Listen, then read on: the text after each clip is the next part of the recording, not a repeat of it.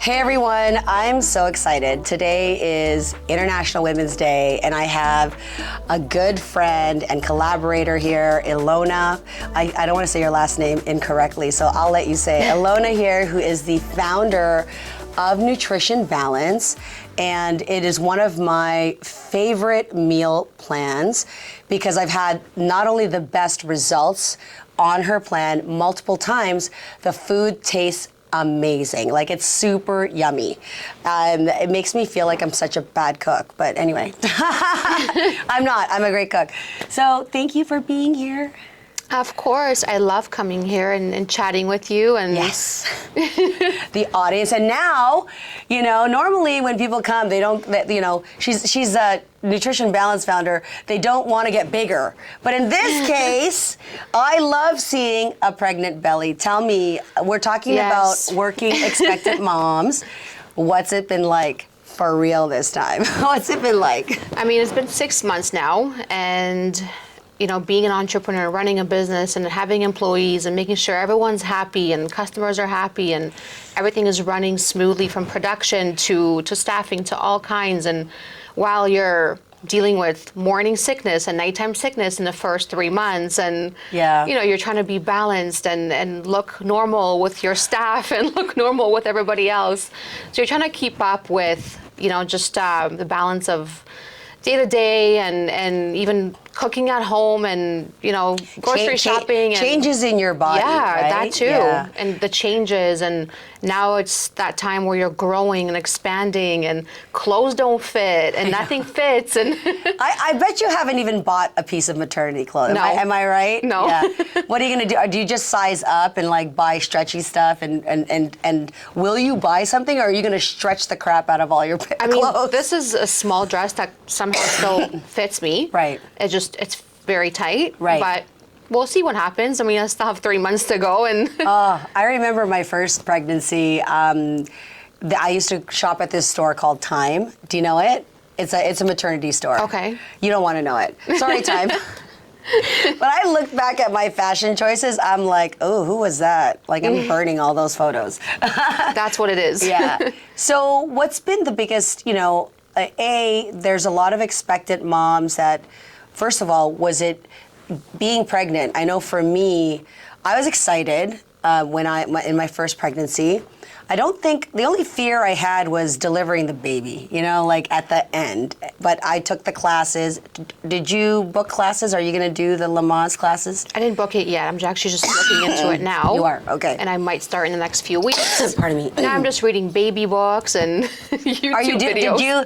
The most popular book is What to Expect When You're Expecting. Do you have that book? No. No? Okay. I have 4 other books that, you know, my sister purchased over time, and a whole Bible of pregnancy, and she just wants me to be a scientist now. Yeah, oh my God. Just to know everything. And that's an additional amount of reading time you have to find reading. That too. Yeah. So what has been the biggest struggle? I mean, you talked about a lot of different things. What's been the biggest struggle with respect to, like, the changes in your body for you? For me, I mean, the first few months it was a little easier to adapt day to day, but now it's getting to a point where, you know, I have my girlfriend's engagement party happening in the next few weeks, and I have to wear a gown, and I'm just thinking, wow, where do I get a gown that fits this and look good and see everybody? And yes. So I'm just, you know, it's kind of getting used to it, but it's also beautiful. Yes. It's also a nice kind of thing to go through, and it's nature. I mean, we have to go through it, and it's nice. Well, you know, to some people, and I appreciate you saying that when some women are pregnant, they don't look at the changes in their body as nice or beautiful at all. Now I started. Okay. I'm training myself to start to think, no, I remember feeling like, is my body ever going to go back? Like, what is this line that's growing? Like, I was sharing that with you. There's some women, I guess it might be based on their ethnicity. They grow this really dark line on their tummy, and it's called the linea negra, right? And then other parts, I remember my other girlfriend saying, oh my God, my armpits are darker, my nipples are dark, and everything's like changing, and their feet are swelling. It's hard to walk, like they can't wear the same shoes.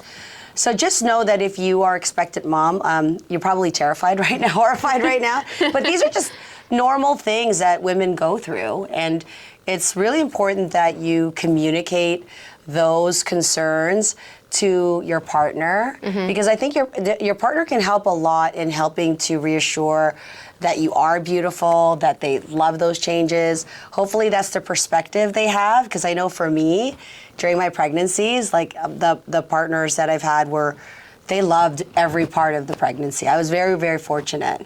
Yes, same thing here. I mean, he's very just supportive and nice and makes me feel like, don't worry, babe, it's beautiful. You look great. Yeah, that's good. You need to hear those things, right? Yeah. I mean, we're carrying their baby. Right. Right? I'm building a human here. It's special. Yeah, it is special. What can you build in your body? Exactly.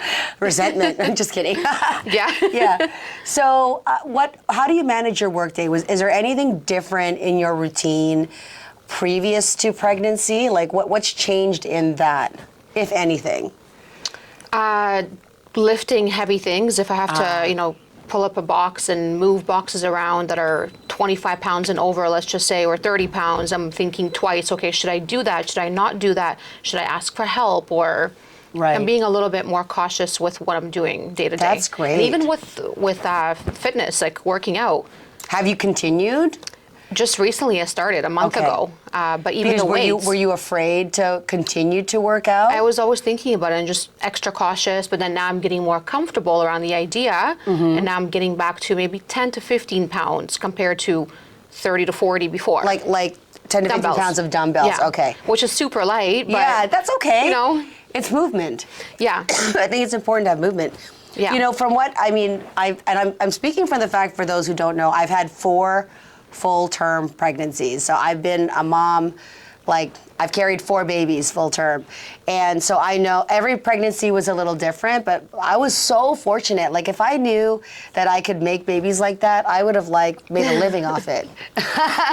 Kim Kardashian, I would have had your baby, girl. It was that easy for me. And I worked I think for me, I felt like I was I didn't want my pregnancy to limit me, and I think I might have probably even wanted to push myself harder as a mom instead of relax. I kind of didn't have that fear. I was like, I can do anything, which is dangerous. It's not a good thing. I'm not advising you to do that. I'm saying talk to your doctor. Yeah, you're a hero. Yeah, no. No, but it's good. You're strong. You have to mentally be strong. Mentally. But the times that I really felt I guess overwhelmed was more towards when I wasn't sleeping because I'm up every hour going to the bathroom. Have you experienced more getting up and going to the bathroom at night? Yes. Okay. It used to be once a night. Now it's getting into 3 times a night, and it's just like, how do you sleep? How do you sleep? You feel that because your bladder's being scrunched? Yeah. Your baby's crushing your bladder. Exactly, yeah. Yeah, and what do you do for relaxation then? I stretch every single night before bed. Great, that's great. I do just, half an hour yoga. Okay. And do you watch a maternity yoga, or do you just do regular yoga because you know what to do and stretch? Yeah, I just know what to do. I have just an idea of movements and, where to kind of pause myself if I need to, if it's too powerful or too much, but it makes me feel really good. Oh, good. I love yoga just in general. Yes. What have you given up as an expectant mom? Like, I had to give up some coffee. I was drinking a lot of coffee before. And in my early pregnancy, I used to be a smoker. Okay. So I smoked cigarettes. I had to give up smoking. That was easy.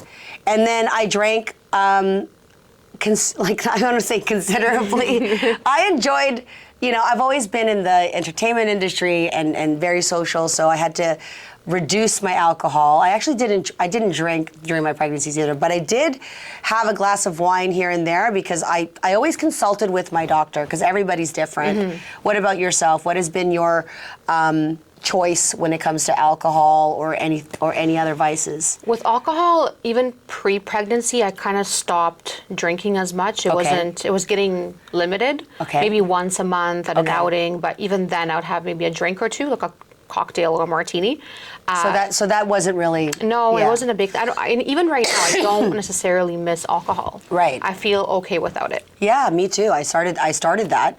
But it's not summer yet. No, I know. Yeah, it's not summer. Patio know. season Yeah. and barbecues and Yeah. all that fun stuff. But I mean, I never smoked, so Okay. that was never a challenging thing for me. It sounds like you were cautious on the exercise. That was one of the things. That was one of the things. Well, the other thing, some women that I know that were pregnant, they can't do their Botox. They can't do fillers. Didn't want to talk about that. Yeah. They can't do anything that Yeah. they used to do. So it's different if you knew you were pregnant, you didn't know. I think a lot of women would be like, I'll just pretend I didn't know that yet. Because in the early stages, a lot of women don't know they're pregnant. I was in Las Vegas one time when I was pregnant, and I partied the entire time. I was nervous. I did get a test just to make sure that nothing was crazy, right? And my last pregnancy, I was a mature mom. I was 44, so Yeah. my daughter's 7 now. That also, I think in the last pregnancy, because I'd been pregnant so many times, I just tried to be more active. Because my first pregnancy, I wasn't active at all. I really struggled with losing weight in my first pregnancy. Wow. What is your take? Well, you're a Nutrition Balance founder, so what have you been doing about your diet? Still the same. Okay. Nothing's changed. I'm not eating more. I'm not eating less. I don't Okay. have crazy cravings. I think I just eat the same portion control, like balanced way of eating, just fruits, vegetables, nothing. And that department really drastically changed. I was kind of hoping to get more cravings because I've Yeah. been hearing that's a common thing. Pickles, eat your pickles, and Yeah. all these other things that tend to happen to women. But I haven't had that yet. You could so you haven't taken advantage of your partner going out in the middle of the night. You can just pretend you have a craving. No, I so feel you haven't bad had for him it? already with my complaints. Yeah. What is one thing you complain about, and then what's one thing that you really have surprised yourself about being pregnant? Let's start with the complaint. Waking up in the morning and actually just getting the day started as if I'm not pregnant. Like nothing's changed. I'm just keep going, keep moving. Okay. Get the business going. Just nothing's different. If I have to do it, I'll have to do it and not ask anybody else. And that surprised me because the stomach is expanding now and it hurts. And sometimes you're losing sleep and then you don't wake up feeling, just fresh. Energized? And Okay. energized, yeah. But what you're saying is your level of motivation within your business hasn't wavered. No. I think for me it increased because I'm like, I need money. Well, I need to make some money, honey. Like it's just like I'm going to work. I was the most productive because I'm thinking I have this child to feed, and in Canada, where I have a lot of American viewers, we get maternity leave, but it's a fraction. We get at least a year. Are you not? Your entrepreneurs get No, nothing. Let's just say I get entrepreneurs nothing. get nothing. No. Yeah, I was working.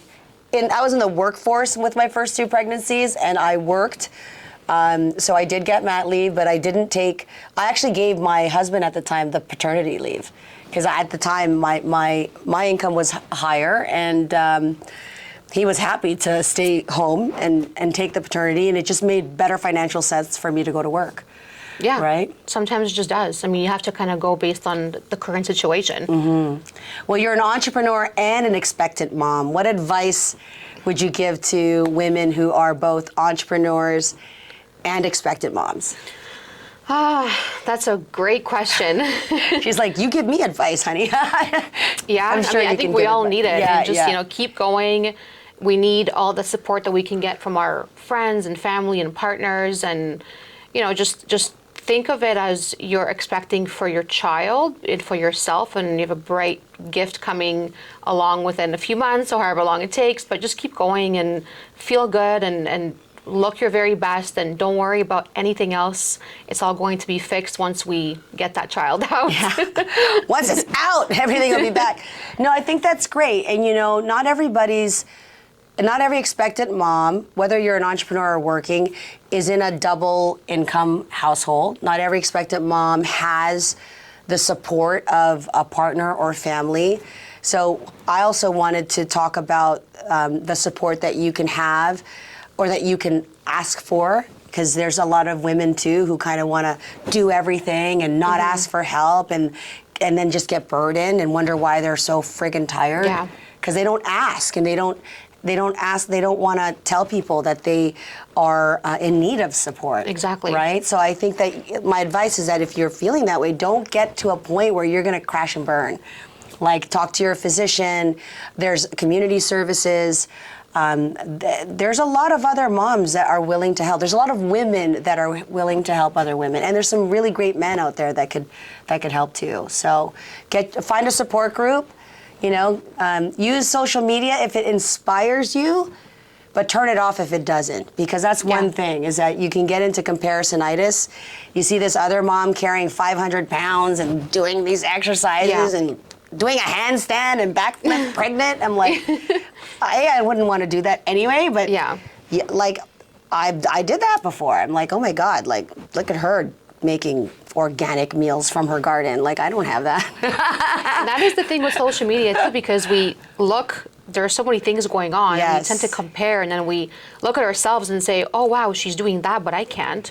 It kind of makes us feel a certain way too, right? Yeah, so just don't compare yourself. Just do better, do the best you can do, and that's it. Like, if social media is going to be a distraction and it's not inspiring, turn it off, limit yourself, and then share your thoughts with people and your physicians and with anybody that you can find to listen and support you, because help is really around if you ask for it.